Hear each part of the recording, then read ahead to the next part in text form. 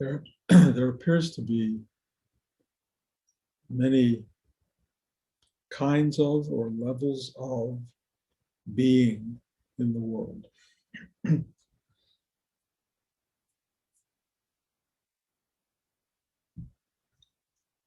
With human being as perhaps a manifestation to our own minds as a hierarchical achievement, something better than other forms of being. And I think in some cases that's true. But living in the country, in rural America, I'm exposed to all kinds of being and appreciating their various forms of intelligence, survival, aspiration, often about food, often about safety, often about comfort, willingness to risk things for food, safety, comfort. Very similar to us.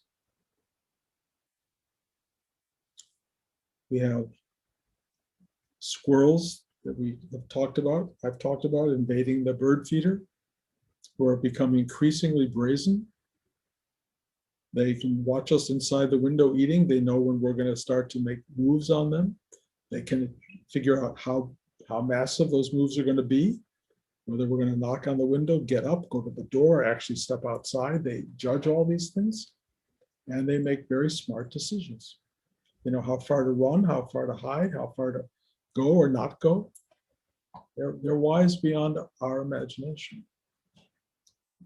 I watch the flies and the bugs, and I watch the groundhog we have, and I watch the birds, and I watch all of these things, and they're all making these very smart manipulations. And I watch us as people. And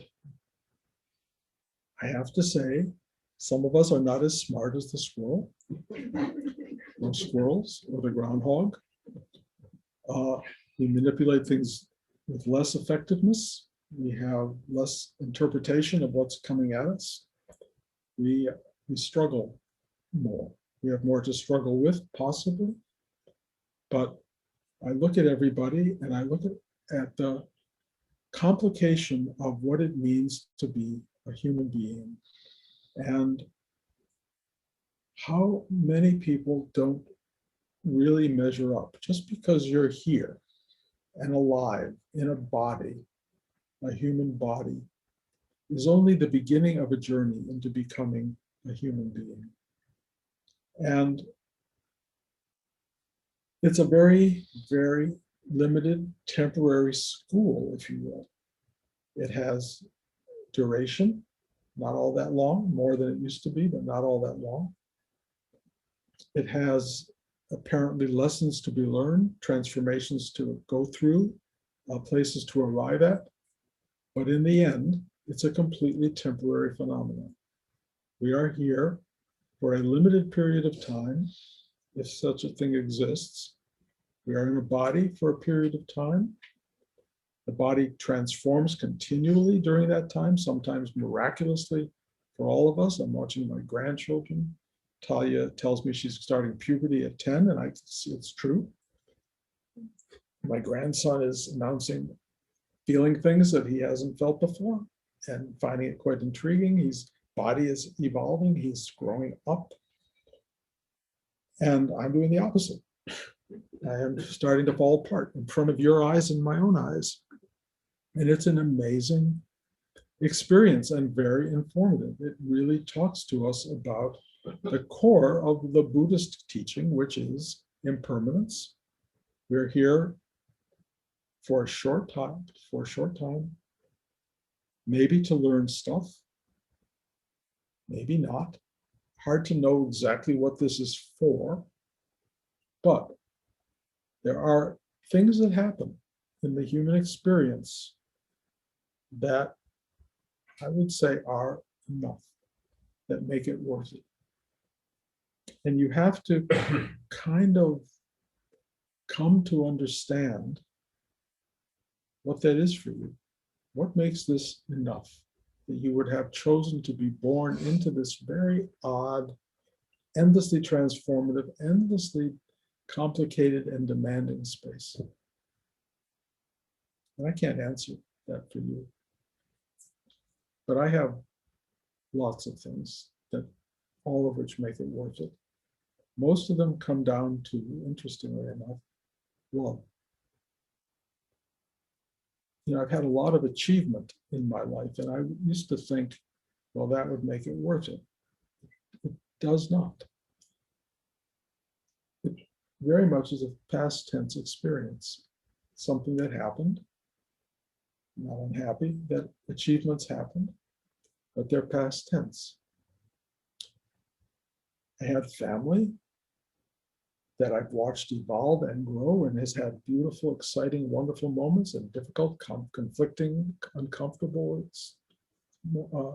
ways of interacting. But within most of my family experience, I was allowed to experience this thing called love.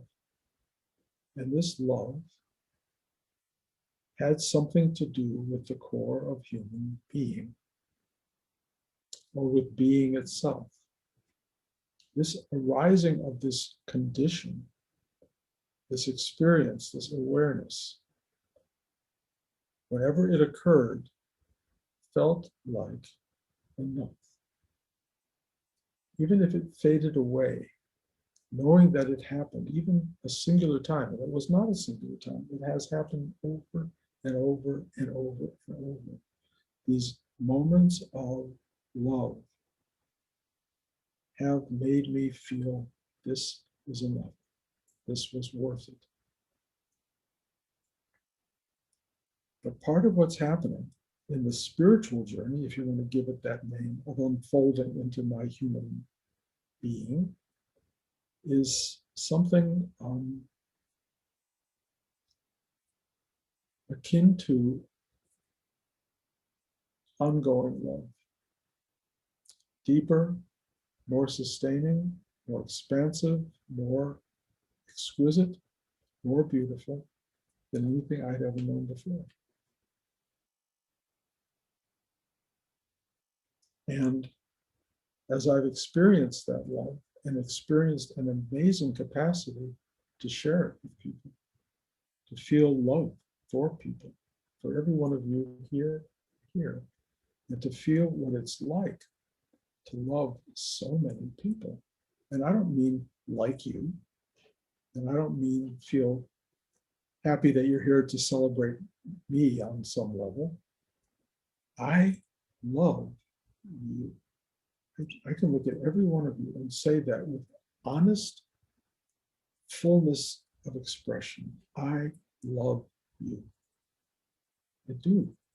And it's like it has nothing to do with Bruce.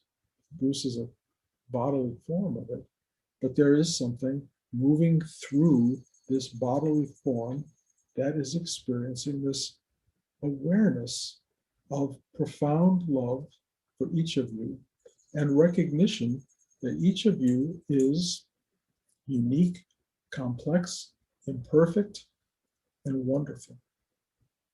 Every one of you is all of that.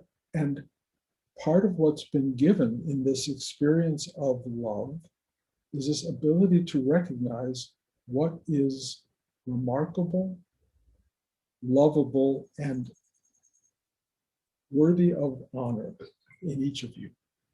And there's none of you that are here or anywhere that don't have that. I will tell you, when you arrive here on Zoom or in person, that expression of arrival makes this love very, very easy to share. And if you're sitting there going, does he love me more than this one or that one? The answer is no. No. The love is powerful and full, and it recognizes how amazingly unique, special, and wonderful you are. You could put people in front of me, however, who would not be recipients of that love without enormous effort on my part. And there are a massive number of those people. You see them all the time, and you know, for me to open up and love that person will take every ounce of energy I have, because they present nothing lovable, nothing open, nothing engaging, nothing reaching out, nothing that cares about anything but their complex little daily drama. And they do not give you openings. Are they impossible to gain access to? No. Is it worth it? Maybe. Will they hold on to the love that you share with them? Probably not. So if you want to understand a gradation of what it means to be a human being, the elevated form of human being is open to that love. The part of a human being that cannot open to that love is not much more wise or intelligent or worthy of it than the squirrels outside. You may have achieved a human body, you may have achieved something that resembles a human, but you have yet to become human. You are still in process, if you will. And it is a long, hard process. You know, the Buddhists talk about many lifetimes. I don't have a true sense of how that works, but it would make sense to me that the evolution of a being, a spirit, is really hard. It takes a great deal of commitment from that spirit and the guiding force that gave it life. And there is a dance, a dialogue, an interaction between these forces that allow for this arising, this energetic reaction to being that allows you to move further and further into what it means to just be. And there comes a point, I think, maybe, where even the definition human is no longer really serviceable, because you become something else. I think there's a term spiritual being, but it doesn't work for me. I don't think there's any kind of codifiers around being. There just is being. And what happens is you, the person, the human who contains being, starts to waft away. Now, I will tell you, you all seem to know this, at some point that will actually happen. The container of your being is going to erode, fall apart, painfully probably, to me, and it will finally go away. Will the being remain? If I were a betting man, I would say yes. Being will continue. It will live infinitely, eternally, and take endless forms. How and the why, and is there really a school of graduational possibility? Makes sense to me. But I can tell you on my own journey right now, as I'm starting to move beyond what I would call the limited idea of human being, not that my body isn't human and not that it isn't disintegrating in front of you, but something else is happening. And that thing that is happening is an awakening to something that cannot be contextualized at all. It just is. It is right now. It is all the time, as long as there is time. It's simply present. And as I described to you, pretty much weekly, that presence is I would call it a continuum, but it finds itself somehow or another in the yin-yang universe of presence versus absence. And I don't know what lies beneath that. I call it nothing. But presence and absence are very powerful forces and addictive. Presence is attractive. Absence is detractive. It takes you away. And if you are caught in the bind of attraction to presence, even if it's a brilliant, beautiful, spiritual, loving presence, you will very likely suffer its demise. And I hate to announce this to you, but it's something that you hear all the time and know. It is going to be taken away. It will all be taken away. And the nothingness that will replace presence, the absence that replaces presence, is to the human being an amazing loss. It is beyond understanding. It is such a state of despondency and despair to be absent of presence. And yet, for reasons that I'm only starting to understand, there's a dance between having presence and not having it, losing it. You may have started to experience that a little bit, you may not have, but it is the ultimate state because everything is taken. Everything. Preparing for the everything to be taken, which makes sense because it's going to be that happening, it's inevitable. Not to prepare for it sounds stupid, has to do with what Rudy taught us, which is surrender, detachment. Let go of your hunger for that presence. Not that you shouldn't honor it, enjoy it, love it as it arises, but don't cling to it because it will slip through your fingers, and what will come as a result is nothing will replace it. You will be left with nothing, and you will go, how did I live this whole life? I was a good person, I was this, I was that, and how do they take that away from me? Well, partly because it never really existed. It arose in the moment, in time, and your mind, your brilliant mind, wove it together as a narrative, a story about you, which molecularly and spiritually and biologically became a living presence. You became a person. You became a human being.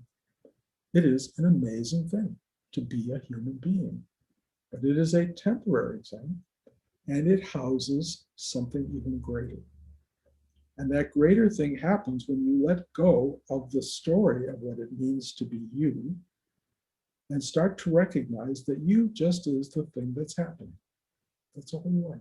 You're the thing that's happening right now.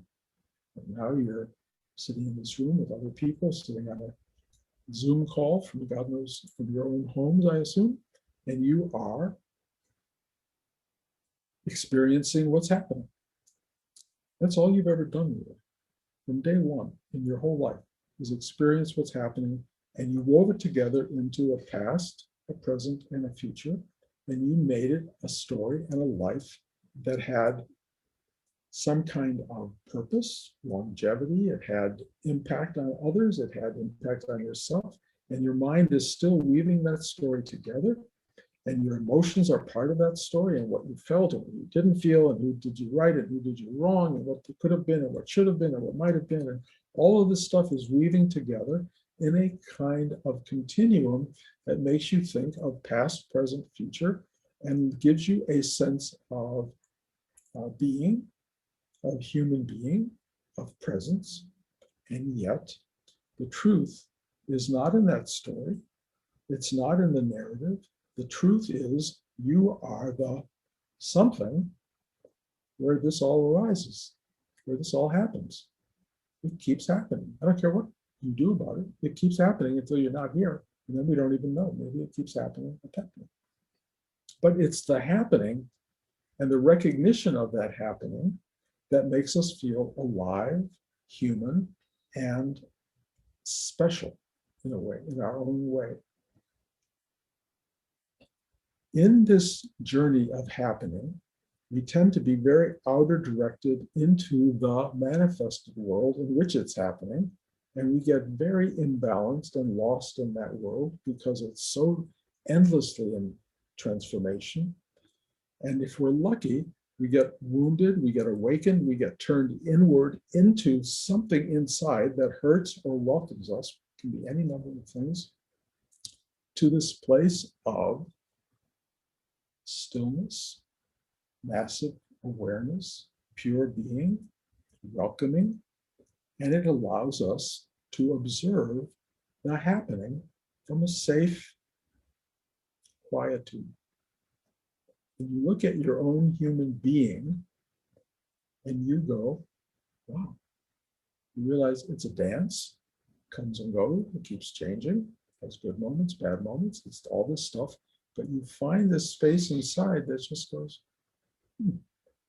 that's called being. You just discover being.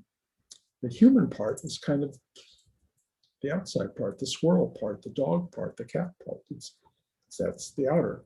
The inner is this exquisite state of being.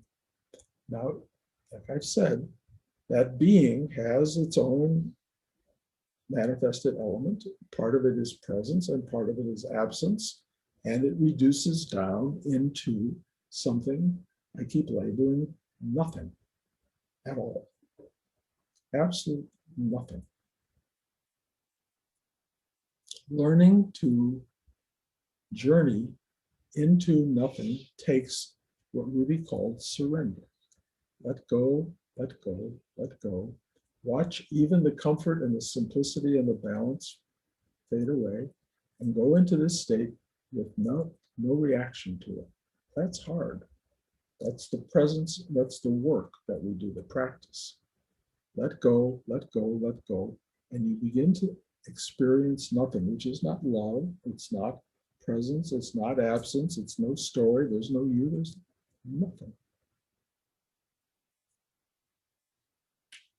And if you can enter nothing, which is vaguely terrifying to the human mind, being, but if you can enter it, and you will at some point, and surrender to it, and sit in nothing, the miracle that I have witnessed, and I believe we will all witness, is the arrival in nothing of love.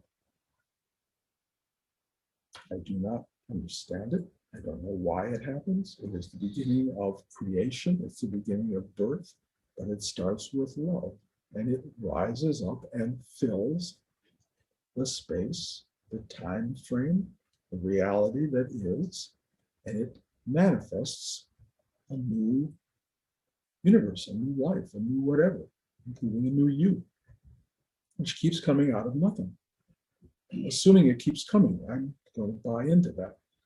If it doesn't keep coming, and you can learn to just give yourself over to timeless, spaceless nothing, that will be better than the drama of having that self that you believe in so strongly, this mind-centered, emotional-centered life, thinking it is something, taken away. It's what happens. You know, I did this movie called Jacob's Ladder, which is exactly about that. It's the Bardo state, the states you go into as you watch everything taken away. And it's confusing beyond belief. It's dramatic. It's full of stuff.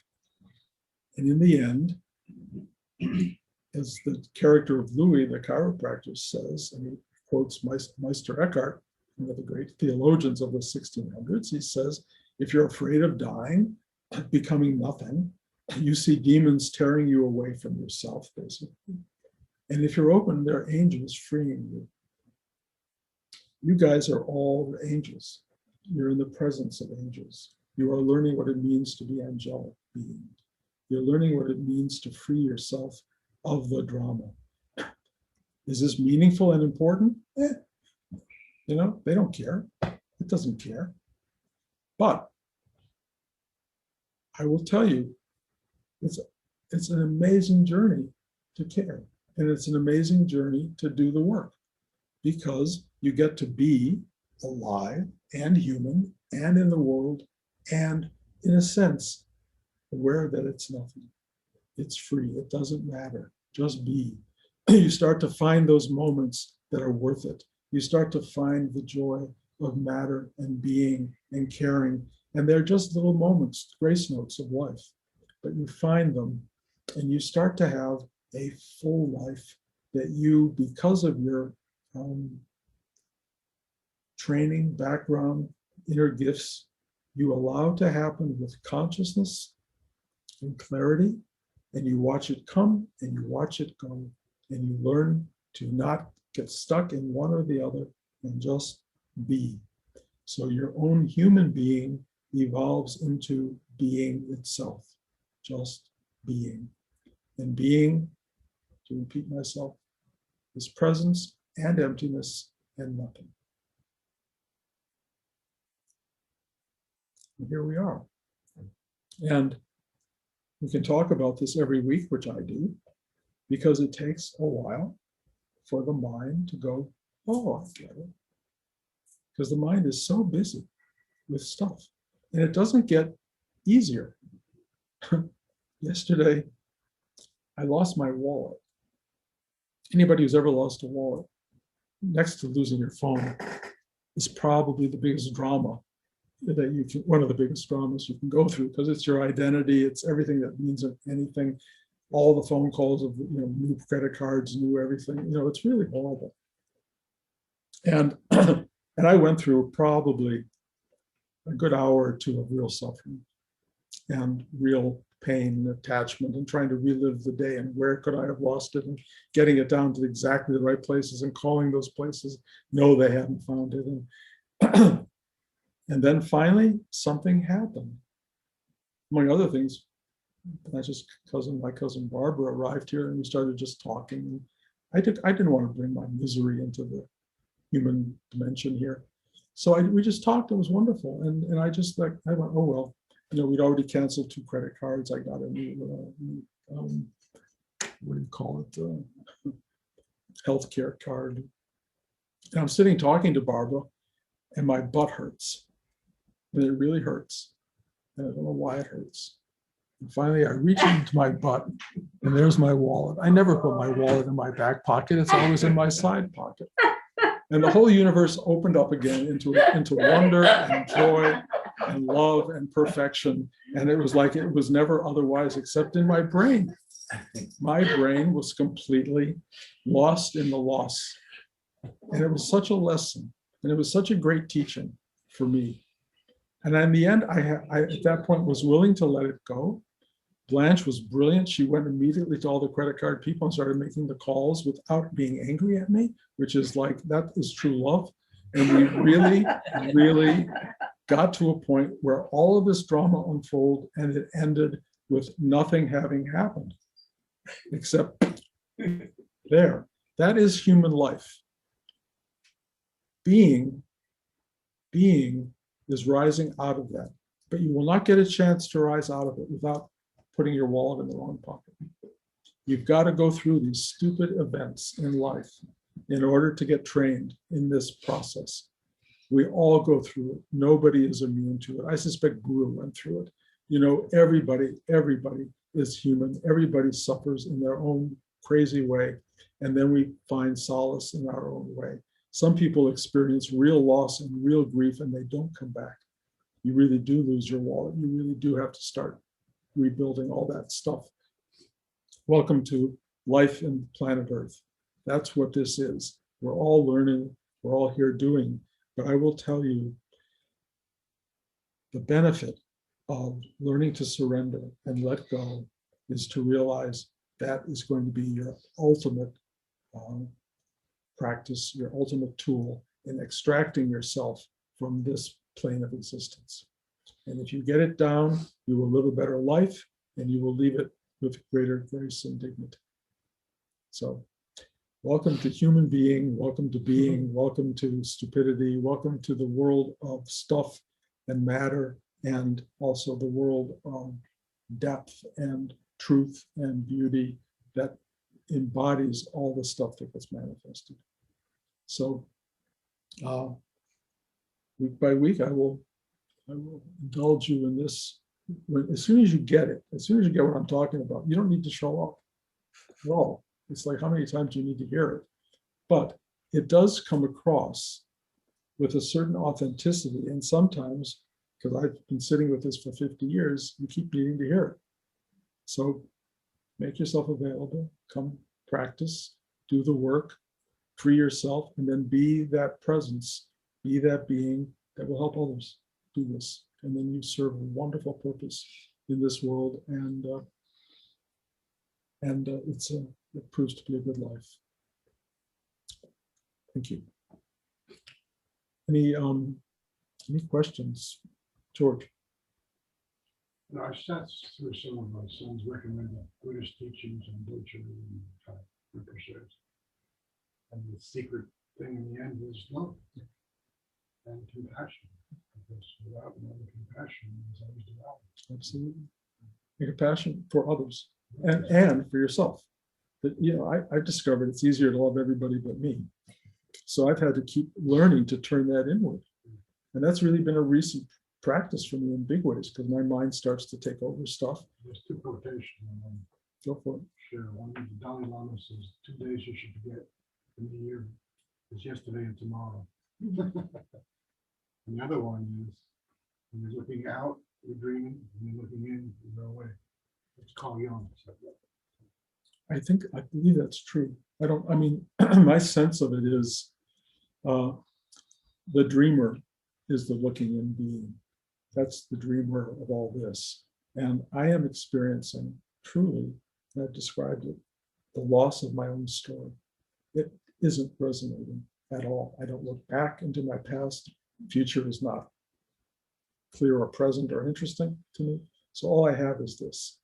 And if this gets filled with me and Blanche having lunch together, it's really joyful. If it gets filled with a lost wallet, that's not pleasurable, but it's all part of the dreamscape. If your wife helps you get on the phone immediately and call people, then this dream is a better dream. If she fights you and yells, "You're so stupid, why did you do that?" and you blame yourself and go through all that, welcome to hell. That's where many people live. But if you're doing it right, it all finds its way. And this simple journey, get rid of tomorrow, get rid of yesterday, show up to this, it will work itself out, be present, follow the dictates of your own heart, if you will, your own GPS. Life is amazing. It really is amazing. And that's what we're here to witness for whatever reason, and to witness it well.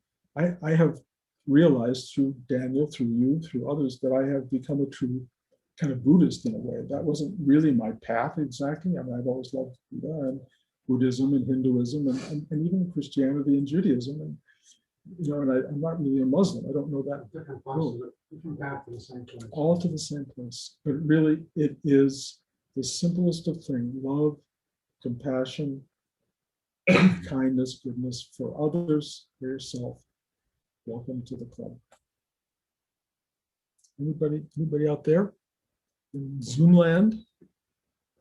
Such brilliant souls. I appreciate every bit of it. Sal. Bruce? Well, hold on. I got Sal. Oh, Yeah. okay. Perhaps you can say something about this. Is I've gone through my whole life, and things like nothingness and being in consciousness, kind of in some limited way, kind of sense of those. One thing I don't get, I still don't get, is this whole notion of bliss. I have no idea what that is. I see no need for it. I'm just wondering if you could say something about it. I think it's a great sales pitch. I think bliss is the thing that gets a lot of people on the spiritual path. And I think you will taste moments of it. And we may even end in bliss. I don't know. But I have had bliss. And every time it comes, I think, well, I'm there. I've done it. And then, like everything else, it's temporary. It goes away. And I go, what did I do wrong? How do I get there? And first of all, the biggest problem is, how do I get it? Because the I is the problem. I is a separation from reality. I is a momentary manifestation. Reality is infinite. So the I that wants something is really causing you problems. So bliss may be there mostly when you get rid of I. Yes, yeah. And that was blissful. It was blissful, but I will also tell you, I did not hold on to that. I was really grateful. I just like, thank you. Well, I think right back from today's talk from you is that these are the pieces that occur. Yeah. Every day. They keep happening. every day, something. Beautiful, horrible, terrible. It just goes on and on. And will forever, forever. I don't know who was asking a question here. You're welcome. Somebody? Bruce, Yes.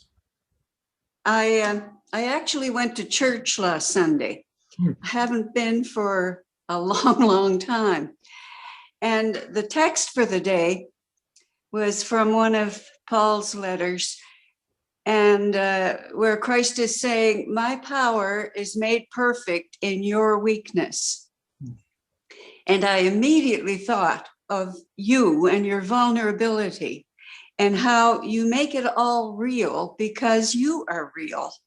And that's what you help us all be, is more real. Well, and Dale, I know you too, so you do the same thing for many people. And you know, I know from teaching that the energy goes to vulnerability. It goes to the place in a person that is most vulnerable. And the wonderful thing about the teaching is it's kind of so quiet and almost hidden that most people don't know what's coming in. They're not defended or directly. If it was coming in a massive outside way, they'd have all their defenses working, but I can go in through the back door, the side door, under the armpit. There's so many ways to get in, and you help people through their vulnerability become less vulnerable. Not vulnerable in a sense of weakness, but vulnerable in a sense that they are not able to fully express their lives. So it really does help. And we're all weak, we're all human, and we're all on our way to go from human to the next level, which is move away from the human and just be. It's really interesting to do that. Anyone else? Okay, this was a full class. Thank you guys. I appreciate your being here. See California guys next week, and see all of you in 2 weeks.